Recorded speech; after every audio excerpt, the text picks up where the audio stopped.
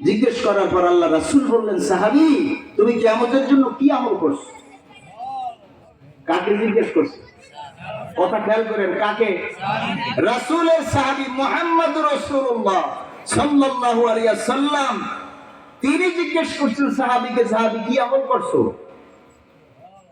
সাহাবী যদি আমাদের মতো আলেম হইতেন, আমাদের মতো যদি এরকম বাঙালি অবক্ত হইতেন, তাইলে কইতেন, হুজুর আমি তো আপনার হাতে কালেমা পড়ে মুসলমান হইছি, আমি আপনার পিছনে নামাজ পড়ি, আমি আপনার সাথে ইফতার করি, আমি আপনার সাথে হজ করি, আপনার সাথে জিহাদে যাই, এরকম অসংখ্য আমল আপনার থেকে রাজকার করি, ইয়া রাসূলুল্লাহ অনেক কিছুই তো করি। কি বলা ঠিক নেবে? ঠিক কি বলতে পারতে না? আমাদের দেশে বক্তারা ধরুন কয়, আমি যতদিন এই মানে ওয়াজ করছি আবু বকর সিদ্দিক এতদিন ওয়াজ করে নাই, আমি যত কোরআন খতম করছি আবু বকর সিদ্দিক এত কোরআন খতম করে নাই, আমি যতবার উমরায় কতবার গেছি এগুলো কই শেষ করতে পারে না। তাহলে দেখেন এই লেভেলের যদি হইতো তাহলে সাহাবী এই কথা বলতে পারতে না?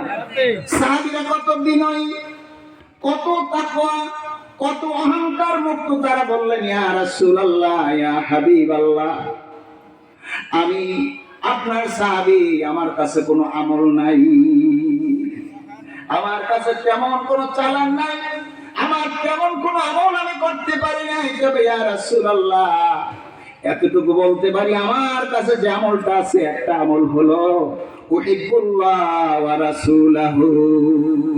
বলেন না সুবহানাল্লাহ। উহিব্বুল্লাহ, আমি আল্লাহকে ভালোবাসি, ওয়া রাসূলাহু, তার রাসূলকে ভালোবাসি। বলেন না আলহামদুলিল্লাহ। কাকে ভালোবাসে? আরো আসছে কোন? কাকে ভালোবাসে? আমরা কি আল্লাহকে ভালোবাসি?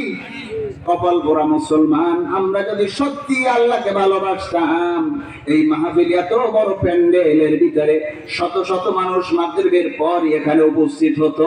কারণ আমরা আল্লাহকে ভালোবাসি না, আমাদের অন্তরে ভালোবাসা হলো বক্তার সুর সার, বক্তা কোন লেভেলের বক্তা, এই জন্য আসি বাবা, কথাটা ধরে দেয়া যায়, কোন বক্তার দিকে তাকাবেন না, আল্লাহর মহাব্বতের দিকে তাকাবে। ঠিক না ঠিক? সাহাবী বলল, আমি আল্লাহকে ভালোবাসি। কাকে? আমরা ভালোবাসবো কাকে? আর ভালোবাসবো কাকে?